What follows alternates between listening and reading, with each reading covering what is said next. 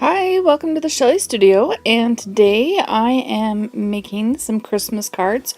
My goal, though I'm really far from achieving it, is to hand make all the Christmas cards I send out this year. I have counted, there's probably going to be about 40 of them, and this is 5 I think in this grouping. So what I'm doing is I have measured out some watercolor paper, just because it's heavier, and this is a piece of rice paper from when I was experimenting. I just took a rice paper and cleaned my desk with it as I was watercoloring something else. Just crinkled it up and used it and thought it made interesting pattern. So that is going to be my background for 3 of the cards. So, and I'm just using the Liquitex matte medium to glue that down. And I'm only going to show you the process for 1. They were a little bit tedious, so I wouldn't make you sit through all of them. You'll get the idea after 1. In fact, I saw somebody create this style of, it's going to be a Christmas tree, the style of Christmas tree 2 years ago, and I recreated it on a tag. If I can find that video, I think it's a video, I will link it down below so you can see it. I really liked how it turned out. It was like non-traditional colors. These ones are non-traditional colors too, because I think it's kind of fun to be, outside the norm. Okay, so here's 3 of my cards made from that paper. And I'm just running them across the edge of the table to flatten them out. And then I have the stencil that has just a lot of Christmas kind of sayings, but doesn't really fit on this sheet. But it's just going to give us some background texture-ish. So it says evergreen and fa la la la and, Christmas and Santa. So I was trying to figure out, if I put the tree down the center, what's going to be seen. And this is my stencil brush, which I might have a little heavy on there, so I wipe it back. And it doesn't get too messy underneath, thank goodness.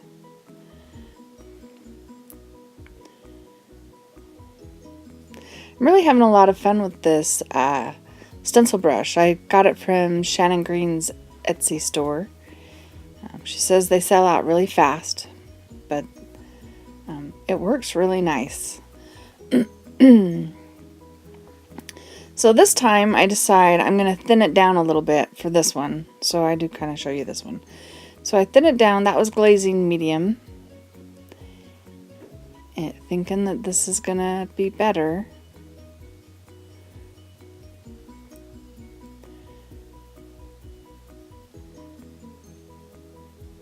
Yeah, I'm not sure I like it better.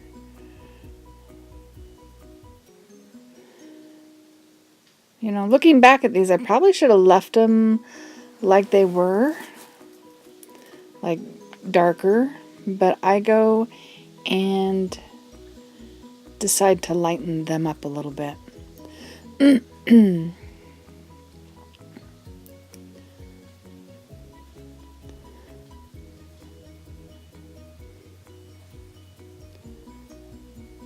Trying to get all the dark gray off of there. So, yeah, I guess I do show you the background for all 3 of these, but not the other part of it. So this one I'm doing a little bit lighter.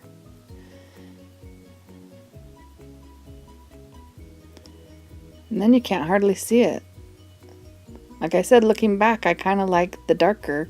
But I did go back and I took some white and just went over it and lightened it up. It's supposed to be a subtle background, I guess.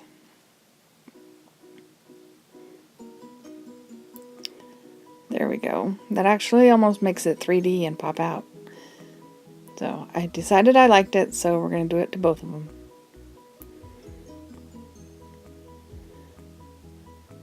I always end up covered in paint.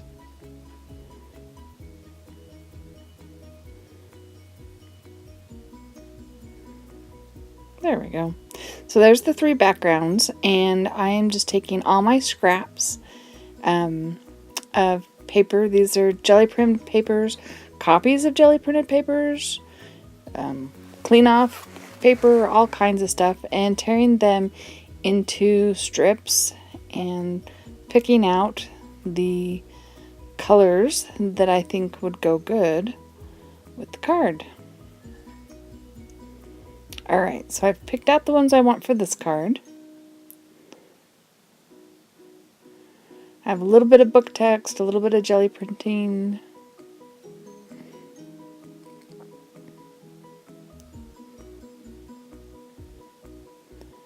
It's a good way to use up some of those scraps that just aren't quite big enough for bigger projects.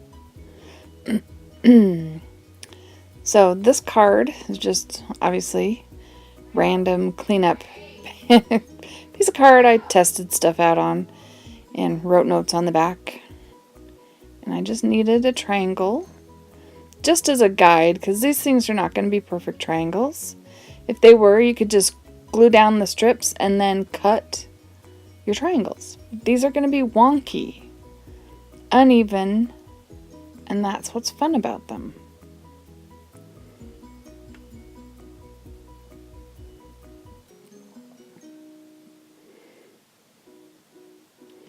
Alright, so this is gel medium. It's a little bit thicker than the matte medium, and because some of that is cardstock, and this will help it stay down.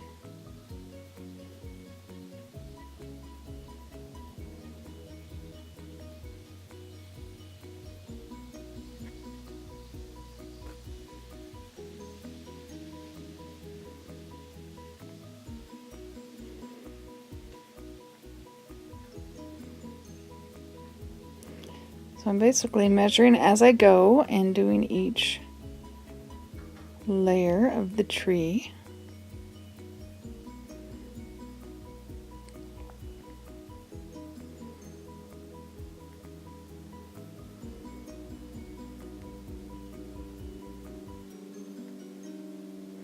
I do actually end up making, I think I make 8 of these.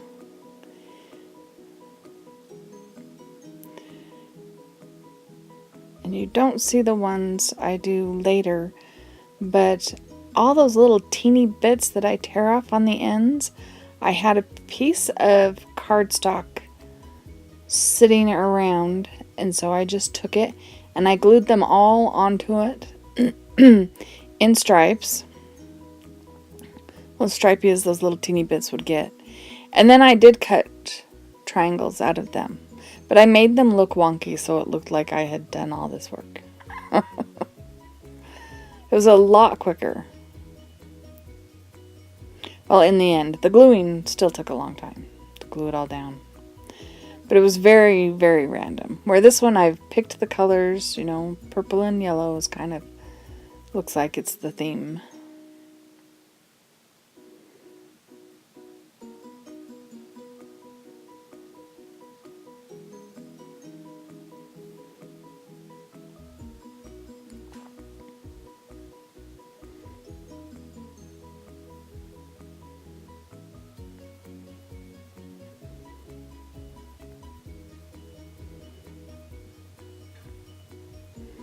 And when you have scraps like this, paper has a grain, a way that it will tear easy and a way that it won't. But when you're using scraps, you don't really get a choice of which way it's going to tear easy. So some of those don't tear very straight, but that also can make it more interesting.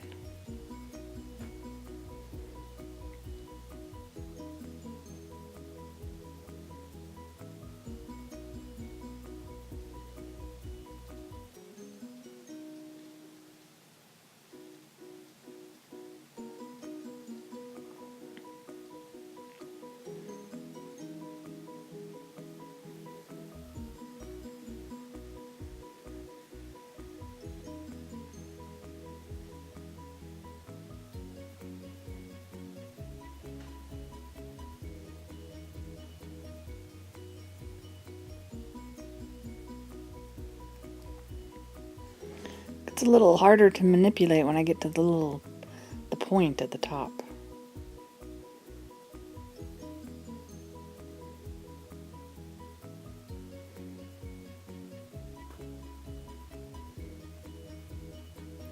And it doesn't help, my fingers are covered with glue.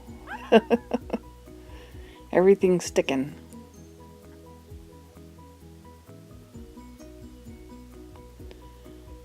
Alright, so once that's dry, I'm going around it with my Stabilo awl to help the tree stand out from the background.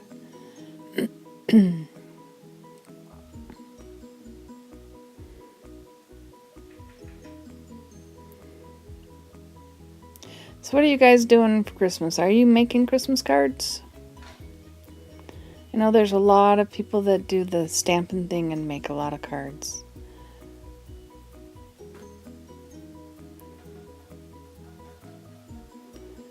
I have a group here locally that exchanges cards every year, so that's part of my list. Here I'm just wetting the back of this and putting it between a folded sheet of deli paper and then weighing it down. And I actually weighed it down overnight so that it was completely dry and flat. I'm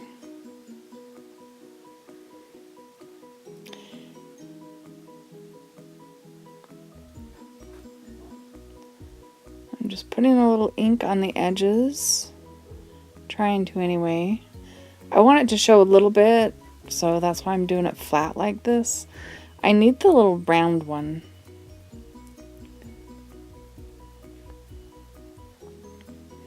I got the rectangle one back when I first started, and then I was gifted another rectangle one, so I have two rectangle ones. I need a round one. So these are some cards that came from Michael's in their little dollar bin, and I am using them as the blanks and just putting these right on top of that.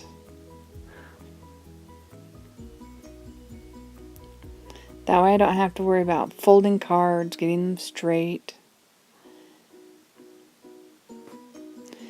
Probably not the best buy for your buck, but it was only $1 and there was a pack of 8. So that's why I know how many cards I've done.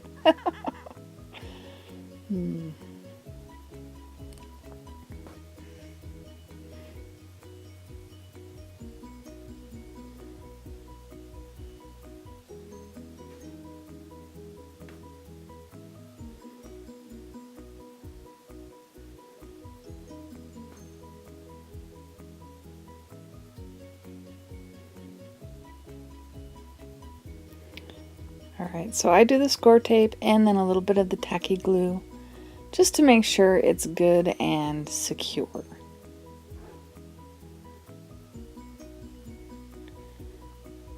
Now we center it on there and we have a card. Okay, if we can get it centered.